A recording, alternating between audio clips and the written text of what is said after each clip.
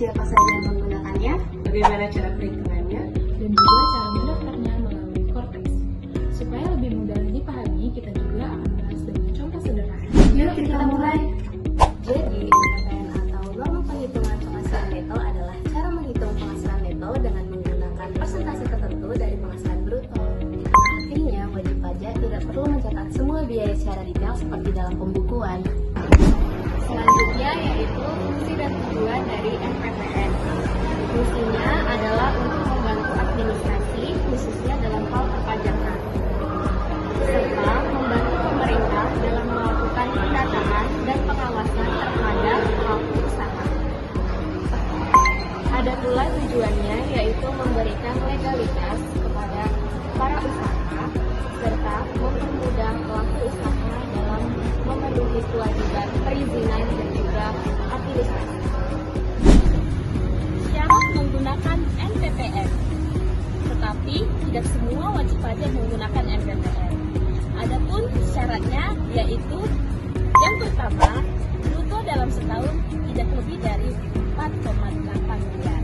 Yang kedua, wajib pajak tidak memilih pembukuan. Dan yang ketiga, harus melaporkan penggunaan NPP ke DJP.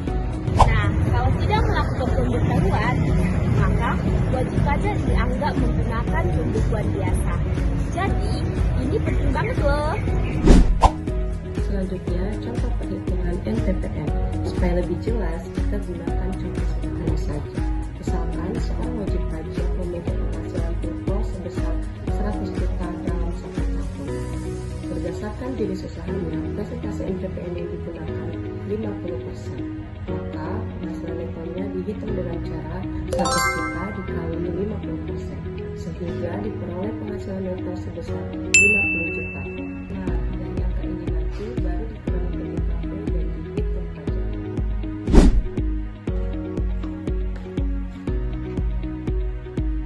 Jadi, tabulasi balance cukup simpel. Pertama, tentukan penghasilan bruto.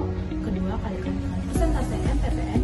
Ketiga, kurangi dengan PTKP. Dan terakhir, hitung pajak terutama. Dengan cara ini, wajib pajak tidak perlu menghitung biaya satu persatu. Selanjutnya kita masuk ke bagian cara mengajukan NPPN melalui Cortex. Langkah pertama, login ke akun Cortex. Yang kedua, masuk ke menu layanan wajib pajak, lalu pilih layanan administrasi. Ketiga, klik buat permohonan dan pilih kode AS04-01 atau pemberitahuan NPPN. Keempat, isi data seperti tahun pajak dan pastikan omset kamu di bawah 4,8 miliar rupiah ya. Dan terakhir, tanda tangan elektronik menggunakan kode otorisasi lalu klik submit.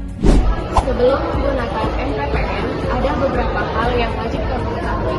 Yang pertama, presentasi NPPN berbeda-beda sesuai dengan jenis kegiatan usaha. Yang kedua, harus disesuaikan dengan klasifikasi di lapangan usaha atau KLU.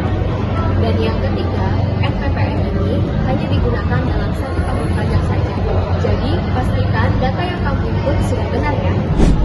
Dari penjelasan tadi, kita bisa simpulkan bahwa NPPN adalah cara menghitung penghasilan neto dengan persentase. Cocok untuk wajib pajak yang tidak melakukan pembukuan dan prosesnya mudah. Dan pendaftarannya bisa melalui Cortex. Dengan memahami ini, wajib pajak bisa lebih mudah dengan memenuhi kewajiban perpajakannya. Meskipun pajak sering dianggap rumit, sebenarnya ada cara-cara yang bisa mempermudah, salah satunya dengan